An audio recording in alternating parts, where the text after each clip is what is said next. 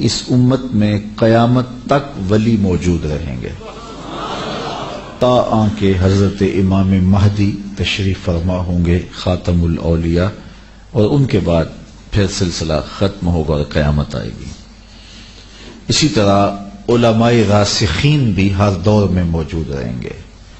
پچھلی امتوں میں کچھ عرصے تک علماء راسخین موجود رہے، لیکن پھر مرور زمانہ کے ساتھ ساتھ علماء پکے دنیا دار ہو گئے اور تصوف روحانیت بھی ان سے چھین لی گئی اور کتابوں میں بھی تحریف راہ پا گئی، سلسلے ختم ہو گئے۔ لیکن کوئی بات نہیں، نیا نبی آنا تھا، نئے رسول نے آنا تھا، نئی کتاب نے نازل ہونا تھا، اس خلا کو پر کر دیا گیا۔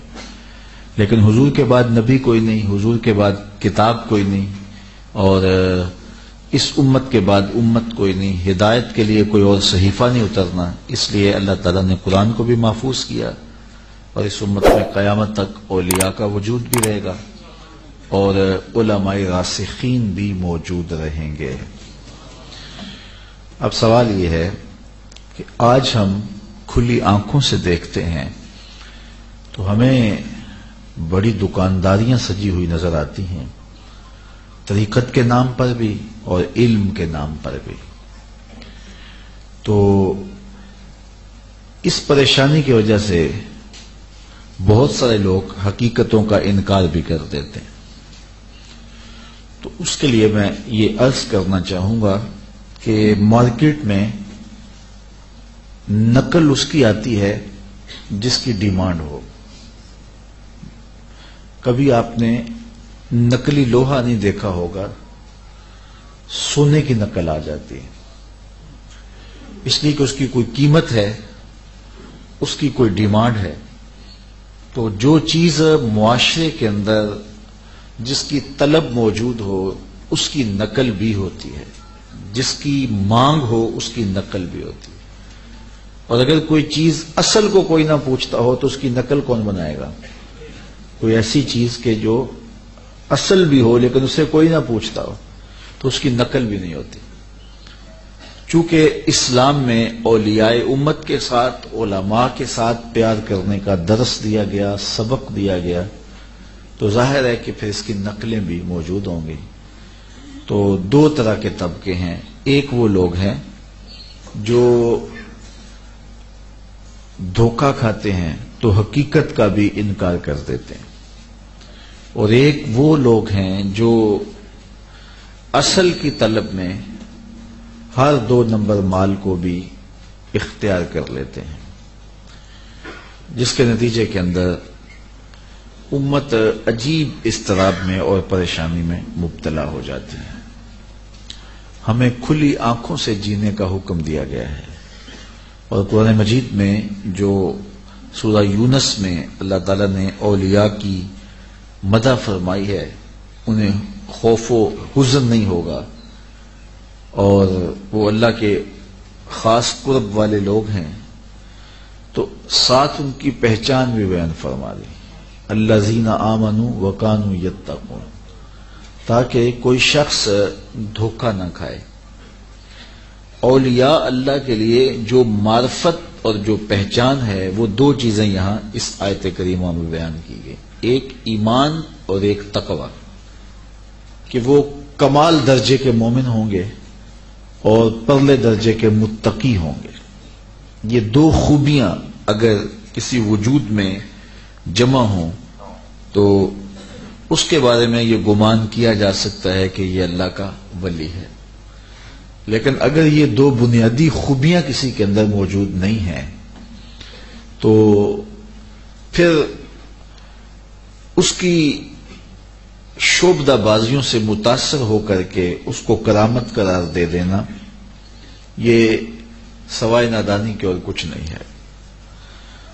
یہ بات ذہن میں رکھیں کہ ہر وہ خرق عادت امر جس کی نظیر لانا ممکن نہ ہو، اگر اعلان نبوت سے قبل نبی کے ہاتھوں سے ظہور پذیر ہو تو اسے ارہاس کہتے ہیں، اور اگر اعلان نبوت کے بعد ظاہر ہو تو اسے معجزہ کہا جاتا ہے۔ اور وہی خلق عادت امر اگر ولی کے ہاتھوں سے ہو تو اسے کرامت کہا جاتا ہے، اور اگر کسی مرد صالح مومن کے ہاتھوں سے ایسی کوئی چیز ظاہر ہو جائے تو اسے معونت کہتے ہیں، اور اگر وہ کسی فاسق و فاجر یا بے دین کے ہاتھوں سے ظاہر ہو تو اسے استدراج کہیں گے۔ جس طرح قرب قیامت میں دجال آئے گا، مارے گا بھی زندہ بھی کرے گا، تو اس کی کرامت نہیں ہو سکتی، اس کا معجزہ نہیں ہو سکتا، یہ اس کا استدراج ہوگا۔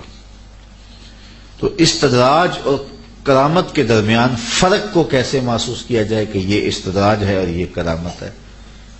تو یہ فرق محسوس کرنے کے لیے وہی ضابطہ ہے الذین آمنوا وکانوا یتقون۔ تو پھر ولی کی معرفت کے لیے ضابطہ ہی وہی ہے، ایمان اور تقوی سے پرکھا جا سکتا ہے۔ کرامت برحق ہے، اس کا انکار نہیں ہے، لیکن کرامت اور استدراج کے اندر جو فرق ہے اس کو ہر بندہ محسوس نہیں کر سکتا۔ یہاں بڑے بڑے لوگ جو ہیں وہ پریشان ہو جاتے ہیں۔ حضرت داتا گنج بخش علی حجویری علیہ رحمہ کشف المعجوب میں لکھتے ہیں کہ شیخ علی الخواص ایک بہت بڑے بزرگ گزرے، وہ جنگل میں جا رہے تھے تو ایک شخص ان کے پاس آ کے کھڑا ہوا اور کہنے لگا کہ آپ شیخ علی الخواص ہیں؟ آپ نے فرمایا ہاں۔ اس نے کہا کہ میں آپ کی قربت میں کچھ دن گزارنا چاہتا ہوں، آپ مجھے اپنی صحبت میں رکھ لیجئے۔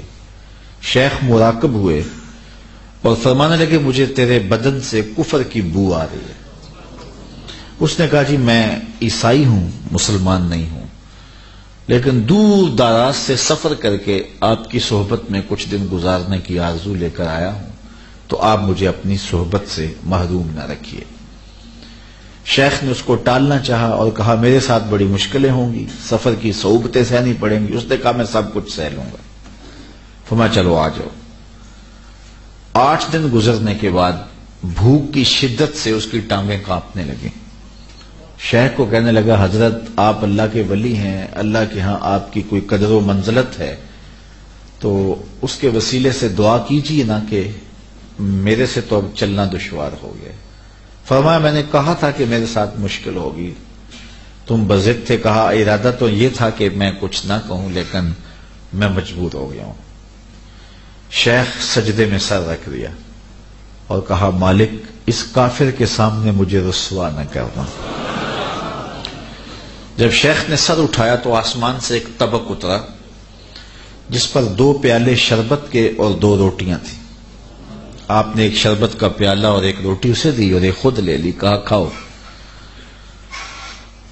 پھر کچھ عرصہ گزرا، اس کی پھر وہی حالت ہو گئی۔ شیخ کہنے لگے کہ میں نے دل میں سوچا کہ روز روز کیفیت ایک جیسی نہیں ہوتی، اس دن تو رب نے لاج رکھ لی تھی، تو آج اس کی پھر وہی کیفیت ہوا جا رہی ہے، تو میں نے پہل کر لی۔ میں نے کہا میاں تو بھی عیسائیوں کا بڑا پیر پادری ہے، آج تیری باری ہے۔ تو اس نے سجدے میں سر جھکا دیا اور میں دل میں سوچا کہ اس کے سجدے میں سر رکھنے سے کیا ہوگا۔ تھوڑی دیر کے بعد جب اس نے سر اٹھایا تو آسمان سے طبق اترا جس پر 4 پیالے شربت کے اور 4 روٹیاں تھیں۔ مجھے کہنے لگا کل یا شیخ، حضرت کھائیے۔ میں نے کہا میں نہیں کھاؤں گا، چونکہ یہ کرامت ہو نہیں سکتی اور استدراج کا کھانا میرے لیے جائز نہیں ہے۔ اس نے کہا حضرت کھائیے اور 2 مبارکیں وصول کیجیے۔ فرمایا کیا مبارکیں؟ کہا کہ میں نے سجدے میں سر رکھ کے کہا کہ مالک اگر اسلام سچا دین ہے تو 2 پیالے اور 2 روٹیاں اس کے صدقے سے دے دیں، اور اگر علی الخواص واقعہ تیرا ولی ہے 2 پیالے اور 2 روٹیاں اس کے صدقے سے دے دیں۔ تو آپ